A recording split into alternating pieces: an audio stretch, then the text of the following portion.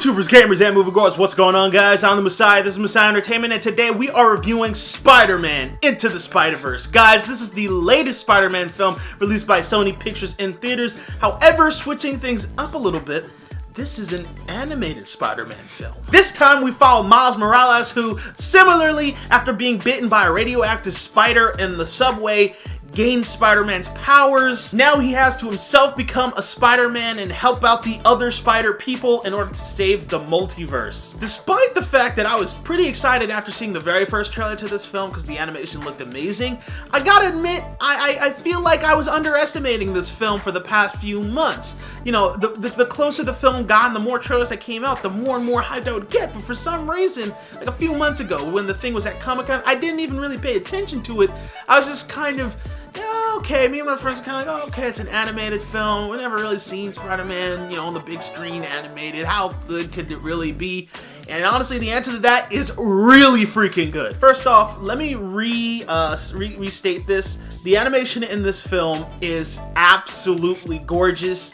It looks good. Each Spider person has their own particular style that matches the type of comic book that they come from. The anime one looks like an anime character. The cartoon one looks like not an old school cartoon, but just like a silly Looney Tunes sort of cartoon. The noir guy is constantly in black and white, and the animation is so great, and it looks like a comic book. For someone who's a big fan of reading the Spider-Man comic books, particularly the Ultimate Spider-Man comic books, it just felt like the entire time I was reading a comic book, shot by shot. There's actually a part where he starts to get his powers and they actually do the text bubbles as if he's entering his own comic book, and that's a reoccurring thing in the movie. Every time each Spider person introduces themselves, they have their own comic book that gets thrown on the screen, and then they go through the pages of their little origin, and then we get to the modern day. You know, it just feels like something that any comic book fan is going to super appreciate. Super beautiful. The music in this film, because we're not dealing with regular old Peter Parker, we're with a kid from Brooklyn,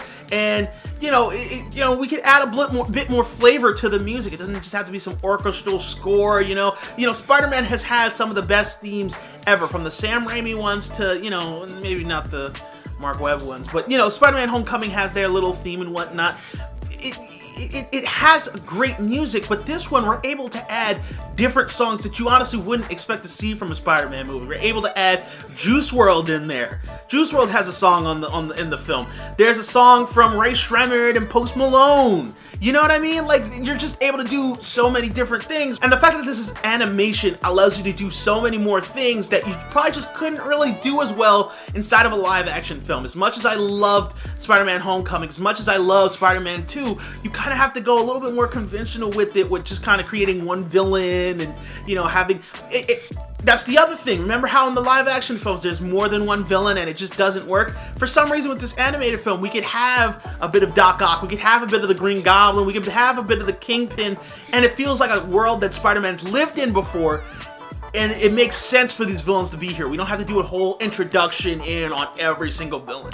The Kingpin is the main villain. There's a bunch of side villains that, you know, exist within this world. And as someone who's a fan of the Ultimate comic books line, there's a lot of homage to, you know, the Death of Spider-Man arc, to the beginning of Miles Morales. It's not 100% the exact same, but, you know, you could tell where they pulled certain things from different, you know, comic book arcs. And I think at the end of the day, it's just nice and refreshing to see a brand new take, a completely brand new take on the Spider-Man character. You know, I remember when the Mark Webb ones came out, and we was like, all right, I mean, they kept on pushing the whole, it's the untold story of Spider-Man, but we knew the story. It was Uncle Ben and whatnot. By the time we got to Spider-Man Homecoming, we couldn't even do the Uncle Ben storyline anymore. We knew that. So it's, and while Spider-Man Homecoming was different, they took a different approach.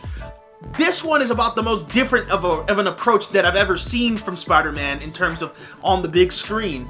And I absolutely loved it. They took it 100% different. They brought brand new characters in. They used the old Spider-Man in a way that kind of passes the torch to the new one. And honestly, I would love to see more from Miles Morales. I would love to see sequels to this film and see another Into the Spider-Verse where they go to maybe even more Spider-Man. There was a little tease of the futuristic Spider-Man, so maybe we could see him in another one. There's different other versions of Spider-Man out there. They had the whole Spider-Verse comic book line, so so there's way more that you can do. And the movie's very heartfelt at sometimes, you know, you really feel like you watch this kid start off from some regular kid who's going to school to actually becoming Spider-Man, just like you did any time watching Peter Parker become the role. You know, I think they did it super duper well. I love how all the different Spider-Men interact with one another. You know, I would love to see maybe even more of that, but you know, it was fine. It was perfect. A blend of everything from the animation to the story to the great music in this movie.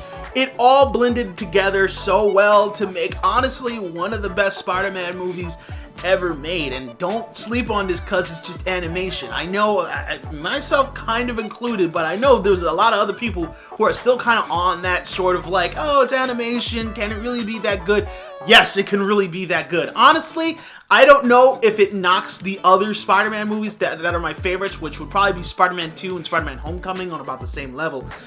I don't know if it knocks them out the way yet, but it's most definitely on par with those two films. I would say it probably comes above those by this much. You know what I mean? Maybe this much. If Spider-Man Homecoming and Spider-Man 2 are here, that movie's probably right about here.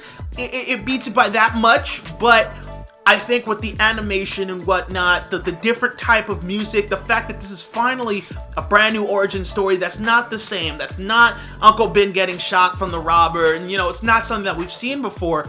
I think it kind of blows those other ones out the water. Homecoming had the extra added benefit of being a Marvel MCU movie, so you can add those things in there, but honestly, this one does so much more than I think a live-action Spider-Man movie really can, especially at this point with the whole MCU being involved with it. I freaking loved it. I really want to watch this again. Honestly, I absolutely love the hell out of this movie. It's funny, it's heartfelt, it's action-packed. I don't know what more you would want from a Spider-Man movie, and it's something brand new. Absolutely loved it. But that's just my opinion. I'm sure you guys got your own. Let me know in the comment section down below. What did you guys think of Spider-Man Into the Spider-Verse? Did you love it? Did you hate it? As always, you guys can follow me on Twitter, Instagram, and Twitch. Don't forget to like the video, subscribe, guys. That's it for today. I'm the Messiah. This is Messiah Entertainment. I will see you guys next time. Peace.